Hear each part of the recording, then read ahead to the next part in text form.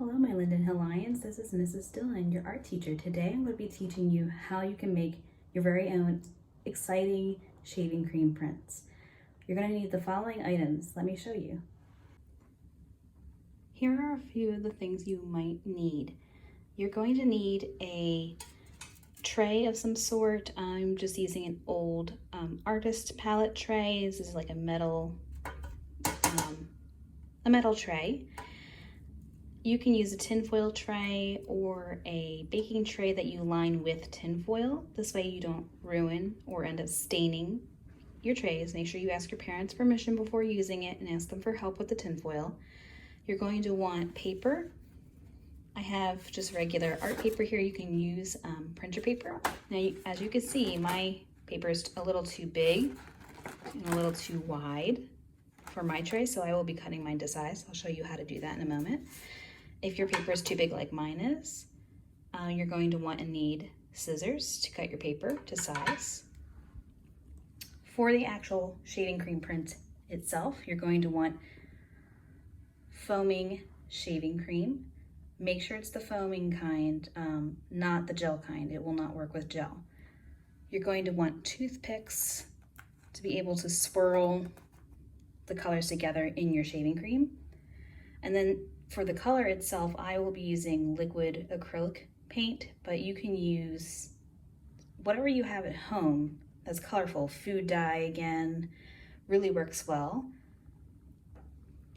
You're also going to want a popsicle stick. That is going to be to scrape the shaving cream off of your paper at the end. That's an important step. If you don't have a popsicle stick, an old, expired, or used up gift card will work really well for that scraping part. Let's get started. So if you're like me and your paper is just a little too big for the tray that you're planning on using, you're going to want to start with it landscape style. Remember, landscape style is horizontal, so the long sides are on top and bottom, not on the left or right side. You're going to want to take these two corners here on the right hand side over to the other two corners on the left hand side, meet them up. Double check before you fold. Once you have them met up, the two corners on each side, you're basically folding your paper down the center. And when I open my paper back up, I should have a line, a vertical straight line going down the middle of my paper. This is where I will take my scissors and I'm going to cut along this line. Once you have your shaving cream leveled off, you don't have any big air pockets or bubbles on the surface where you're going to press your paper down. Now's the fun part. I get to start adding drops of coloring.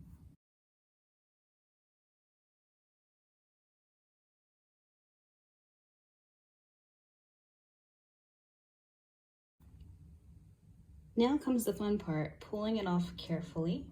So I start lifting up a corner slowly. I'm going to pull it away from me.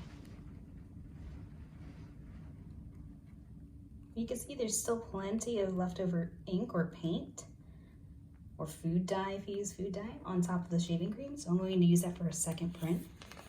As you saw when I sped the clip up, I was giving the paper a bit of a massage. I should have pressed a little bit harder. Now I'm going to take my popsicle stick and scrape off any leftover shaving cream. So I've scraped off as much of the shaving cream as possible. This is my resulting print. I'm going to go ahead and add a few more drops of different colors to my shaving cream here and see what happens. I'm going to show you how I scrape using a popsicle stick. So I have my paper here, my print here, sitting on top of a piece of parchment paper. You could use tinfoil, plastic bag, piece of old cardboard, anything that you don't mind getting dirty and covered in possibly shaving cream. So you can see I'm pressing pretty hard and I'm going to scrape this off into my tray.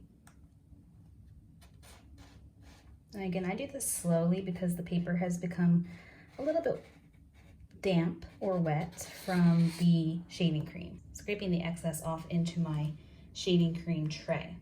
So here's my finished print. So again, my Linden Hill Lions, that was how to make your very own shaving cream print.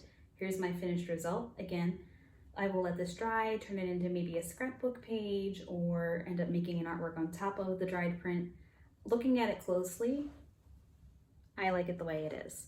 So I'm going to let it dry and make it part of a scrapbook. If you choose to make your own shaving cream prints, please send me pictures or videos of you making them to lindenhillrelatedarts@gmail.com.